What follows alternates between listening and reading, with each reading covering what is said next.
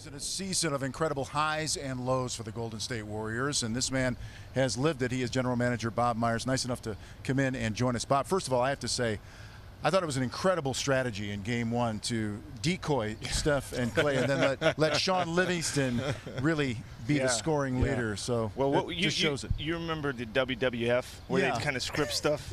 So we sat down, and the NBA says, "Hey, you know, Steph and Clay, it's not your night tonight. Sean, you're going to score, and then Andre, you do it. That's how we do it. Nobody knows that, but now they know." But so in all seriousness, in the Chronicle today, it talked about you stepping out of the locker room after the game and really praising what team is all about. That really illustrated who you guys are. Yeah, you know, Vince, the stars get the glory; they deserve it, right? But there's a lot of guys that make a team go and get our team to where we are now, and those guys matter just as much. And to see those guys be ready and step up, and Sean Livingston's story, I would never get tired of telling that story, because these guys know, you know, the play Dennis Isaiah. He was a high draft pick, and then he sat there on the floor thinking, I may not walk. And now to see him succeed, for kids, for anybody that is down and has had hard luck or been at the top and been at the bottom, to see him persevere, it's one of my favorite stories of our team. There are a lot of inspirational stories on your team, and you know, we talk about the stars a lot, and in this era we've also seen two stars on teams fight, feud, not get along. So when we're talking about Curry and Thompson, and I talked to Dumars this morning because I was trying to find the right words to accurately describe what it is that I'm seeing, and Dumars said, you know, Zeke, you're seeing true love, you're seeing genuine love, you're seeing people that love each other, that have stuck together, played together, got through tough times, but yet they still like each other. So I want to ask you about Curry and Thompson in terms of their relationship.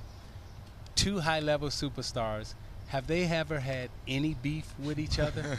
Any dislike? I mean, because you know it's so uncommon in this day and era that the two stars get along, and these two seem to really get along. Yeah, you know, it's interesting. I was watching Isaiah, that Bad Boy special, and I was watching the part where they had you go back with, I think, the general manager, Jack, and Coach Daly and Joe, and talk about what happened with his father. Yeah. And I remember thinking, that's so interesting to me to see Isaiah. You were in the room with him, and that they let you know before Joe, before the game.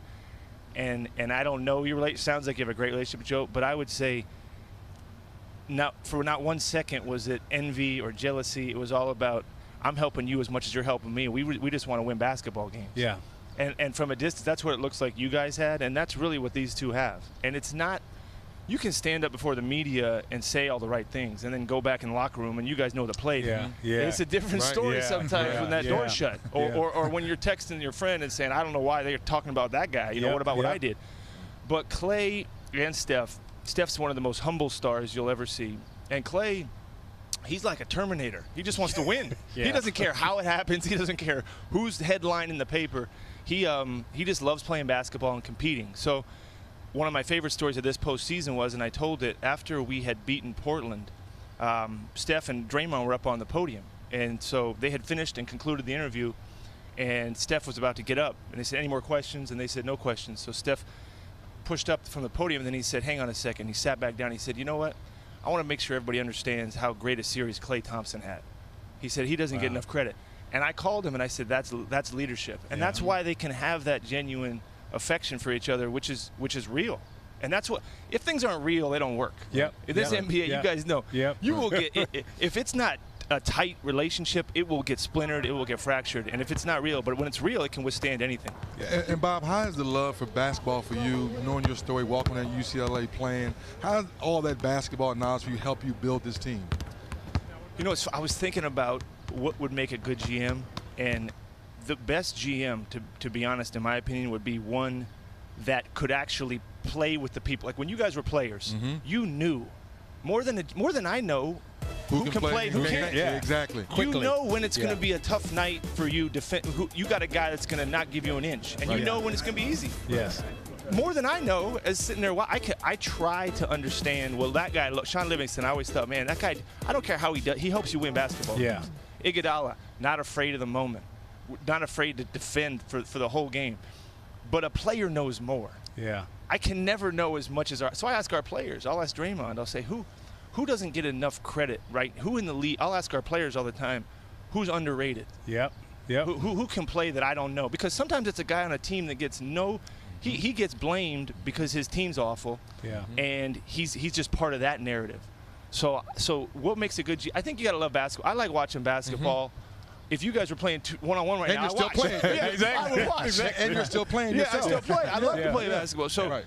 I just love it. So I think that helps just to watch it and enjoy it, have a passion for what you do. But I always wish that for some reason you check into a game, you'd find out real quick, right? Who can play, and so that's where who's going to get that 50-50 ball, right? Yeah. Or and I always a smart player can't be a player that's not smart, but a smart player is probably the best GM around because he knows the whole league.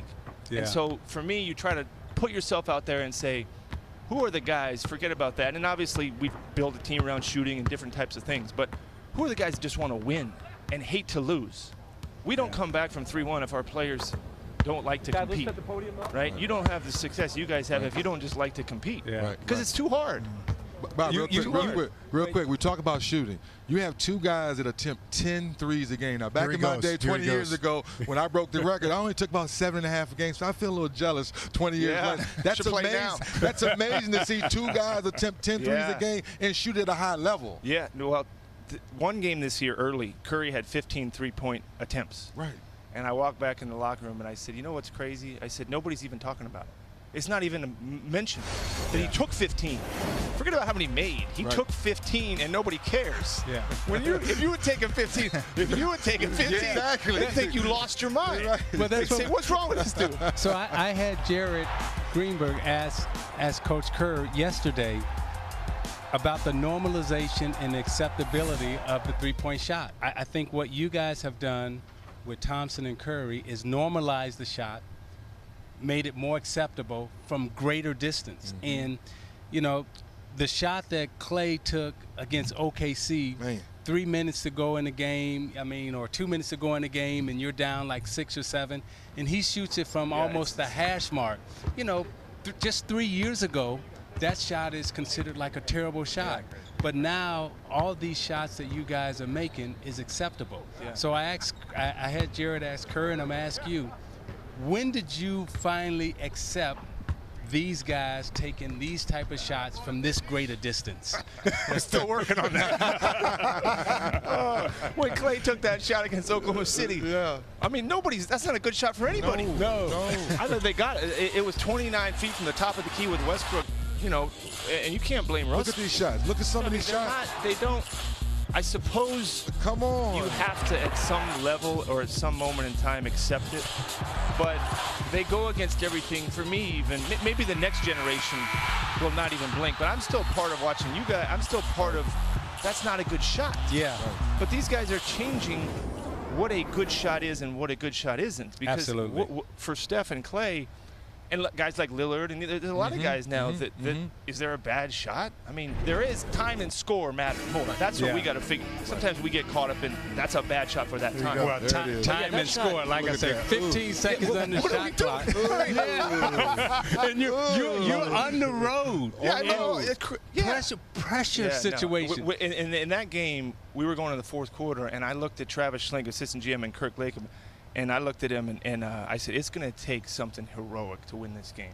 And what Clay did was heroic. I mean, for basketball standards, but not life. But the shots he made, they defended him great. It's not bad defense. And so, it's. Let's not overanalyze it. Let's just enjoy it.